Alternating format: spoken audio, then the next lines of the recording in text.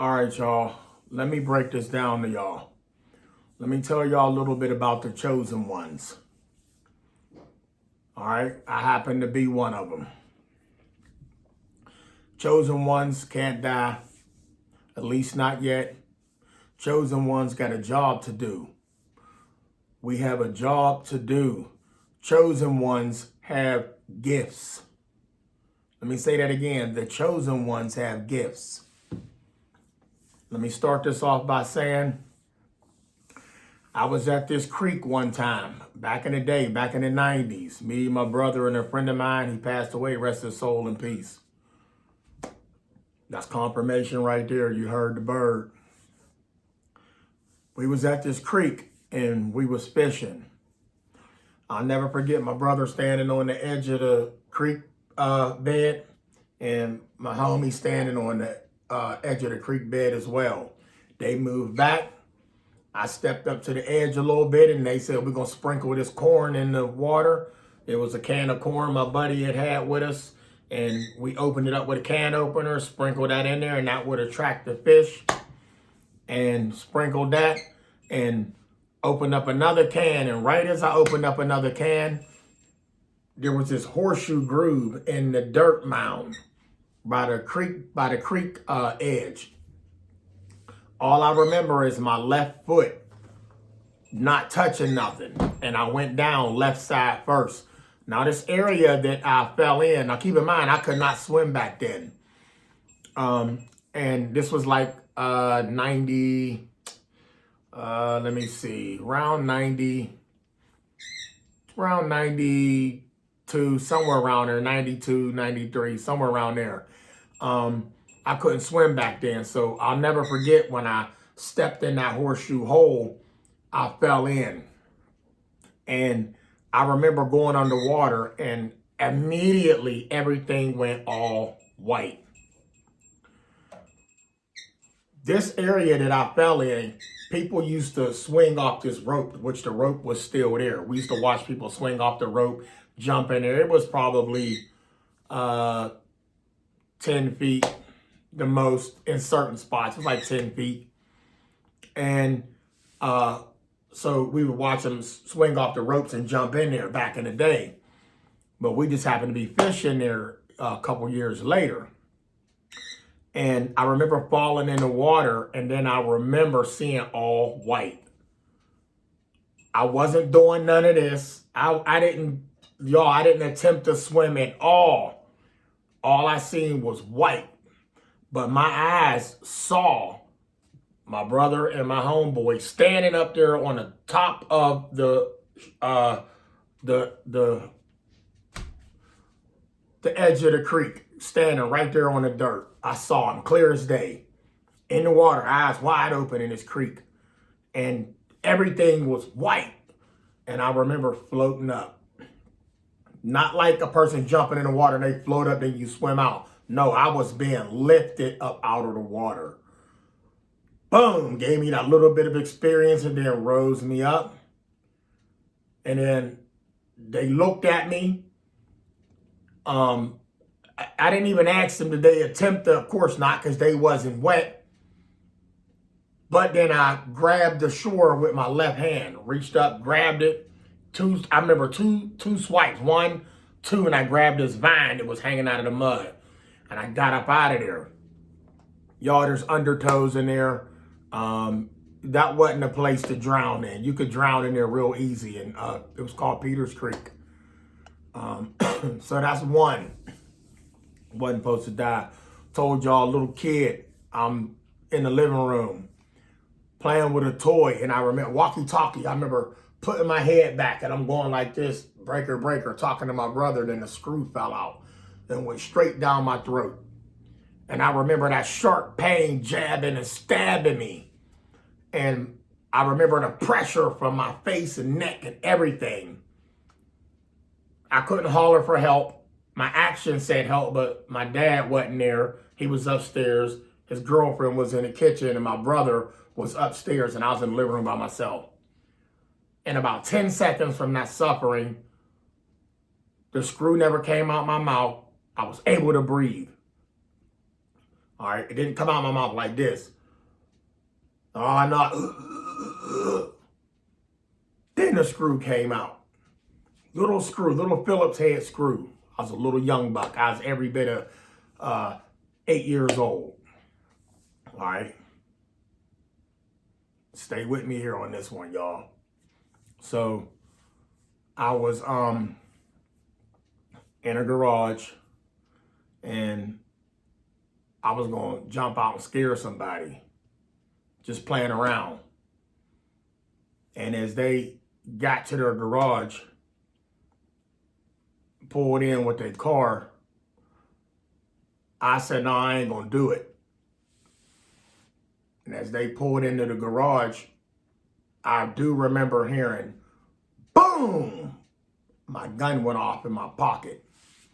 Went through my leg, the other side of the leg, that side, hit the ground, shot back up, and the fragments came back out through my body and came out my neck. I remember feeling every jagged, hot, fiery moment of that projectile. And all I could do was, there was no blood, no hole in my pocket, no nothing. It was a little Derringer 45 Colt long, made by Cobra. Let's just say I was still standing, never went to the hospital, nothing ever happened. All right, so now that was that time. Now that's the can't die. All right, listen to me, can't die. So the chosen ones. So once again, same house. In the house, drinking some cherry Kool-Aid. Kool-Aid was good, y'all. Oh my goodness, it was so good. And I'm chugging it. I got halfway done with the Kool-Aid. And back in the day, we would have these ice trays where you pull a handle, aluminum. And when you pull a handle, you break and free all the ice cubes. And you can lift that up and use that little aluminum pan that's under it to hold the ice, or you could put it in a bowl. Well, them is the ice cubes I had. So imagine how big they were. I was probably still again, same age, around 7 years old. Ice cube went down in the throat. It was so big it blocked my whole throat. There go to pressure again. There go to fear. I jumped off that couch, y'all. I ran out the front door. I was headed to, and everybody, I'm sure everybody had a savior back in the day. Mine was my grandmother. When you had a grandmother, everything was all right. And even though it was bad, when she told you, she put her hands on you, you was cured. Or if you was in pain, the pain stopped. It was something about that grandma power. So I got in the middle of the street. Her house was right there. Ours was here. I got in the middle of the street. Soon as I got in the middle of the street, I stopped running and that last push out threw out a little tiny ice cube about as small as half the size of my fingernail. What's the chances of that? It's only been about 6 seconds. That's how fast I ran out of that house. About 6, 7 seconds. The ice cube shouldn't have melted that fast. Yeah, but it melted. All right. Let's just leave it at that. Now, chosen ones can check out, but not until their job is done. Let's get that clear. All right. Let's get that clear. All right. Now, say something else. I was in a 12-foot swimming pool. This was twice. I'm walking around the ledge. Couldn't even swim. Diving board in the pool. Walking around the ledge, everybody jumping in, all my friends, all the people I go to school with, they jumping off, doing backflips, front flips. And I always loved water, but I couldn't swim. I always wanted the house to fill up with water and swim through it. I'm walking around on the ledge, and all of a sudden, my foot slipped off. And I started to sink down into the 12 feet. Nothing was pulling me, but I sank down. I couldn't grab the ledge. You know, inside of the pool liners of your public pools, it's slippery. So once you lose something, you ain't got nothing to grab. It's a wrap. I started to go down. All my hands was doing was this, like that. Y'all give or take about 20 seconds. I jive y'all not. No lifeguard. Guess he was too busy watching women. Nobody knew I was in the water struggling. And I'm scratching my head on this one because this is crazy. So 20 seconds. I didn't inhale no water. I had to have been holding my breath. If I'd have been taking in water, I'd have probably drowned immediately from supper. I'd have sucked that water in. That would have really shut me down from swimming. I'd have went into shock or something and put water in the lungs. So I'm going like this. I'm going like this. But I will say what I was doing. I was talking to somebody. I don't know who I was talking to mentally. But I went up to the top of the water. Somebody else can call that swimming. I still couldn't swim. I went up to the top of the water. I was at the ledge, but when I fell in, I was halfway out in the middle of the pool. How did I get from there to there? That's one. All right. Second time, it was this girl. I don't want to say her name. I went to school with her. Great chick. Real nice. Always made the honor roll in school. She just happened to be in the 12 feet one time too as well. Nothing perverted about me. No creep. None of that. I don't do that stuff, y'all. But I will say, I was in the 12 feet again, holding on to the ledge. And, you know, they say the third time's a charm. Second time, I was trying to go around this girl. I went around her, and I lost grip. And I went down. But this time I grabbed her bra, her bathing suit bra, and pulled myself up. And most girls would have smacked you or something. But when she saw who it was, she looked down in the water. She had her goggles on and then grabbed me and was like, called me by my name and was like, no, you not today. And pulled me up to dinner. She said, what are you doing? You can't. No, I can't swim. She said, and I made my way on up out of there. And I told her, thank you. So I was in the 12 feet for the third time. You know, this is when I was going to learn how to swim. My homeboy, I don't know where he at, grew up with him. He said, just jump off the diving board. I promise you, when you jump in, you will float to the top. But then after that, you got to swim out. That float to the top is bogus. You got to make your way to the top. So I ran off the diving board, put my faith in him. Boom. I learned how to swim after that. I became a real good swimmer. So that same day, you know, I'm pro at it now. I was really good swimming under. And I could swim underwater, but I just couldn't swim on top. So I knew how to swim, just didn't know how to swim on top. Or I was afraid to jump in it deep, didn't think I was going to make it up to the top to swim out. So I was in the water, and one of my cousins, she jumped off the diving board. Couldn't swim. I'm already jumped off the diving board. I make my way up after holding my breath. Whew! Took a breath of fresh air when I reached the surface of 12 feet. Not thinking that somebody was dive bombing on my body as soon as I came up for air. Okay, you my cousin, I gotta save you, but I can't save you if you hold in my arms. And the scared person afraid of drowning, they're gonna drown both of y'all. I learned a trick on how to stop you and that person from drowning. All right, I'm gonna tell y'all that in a second.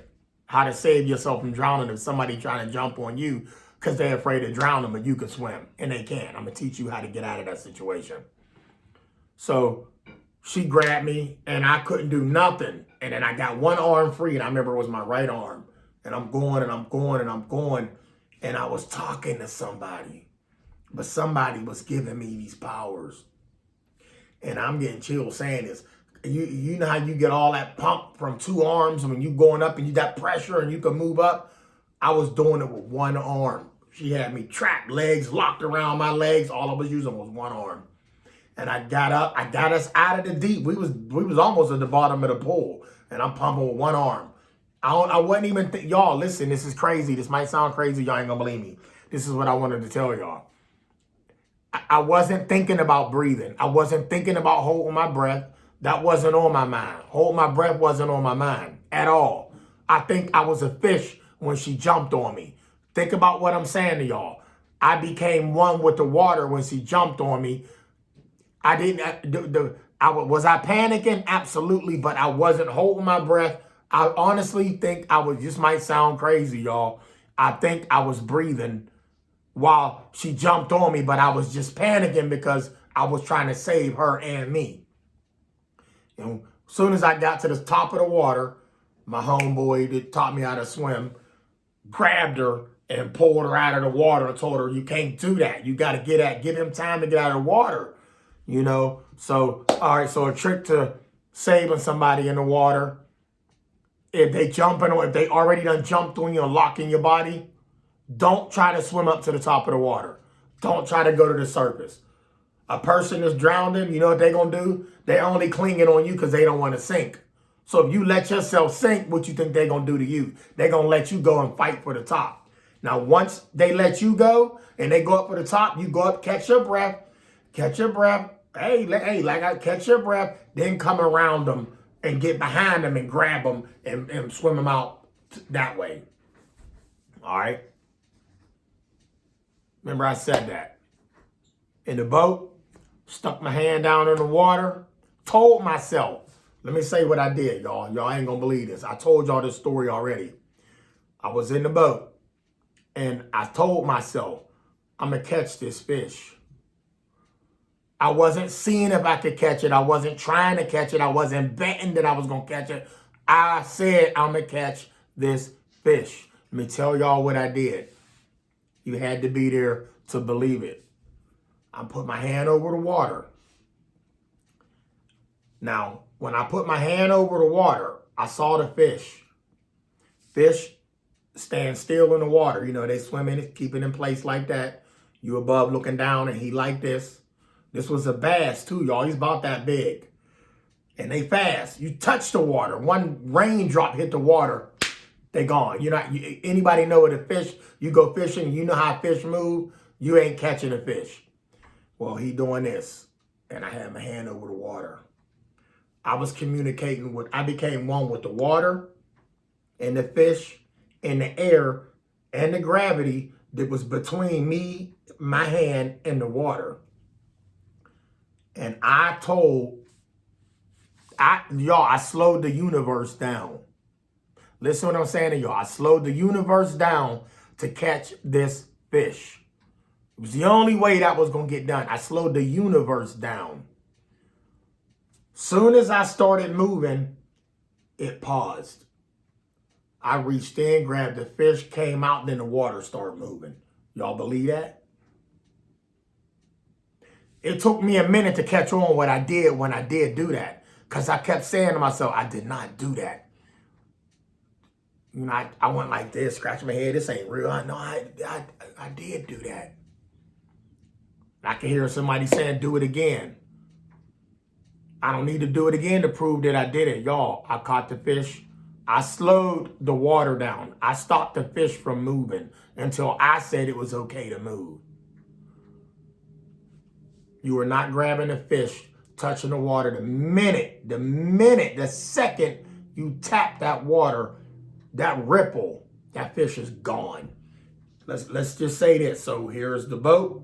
Here's my hand above the water. Here's the water. Here's me in the water. This is the water level. This is my hand.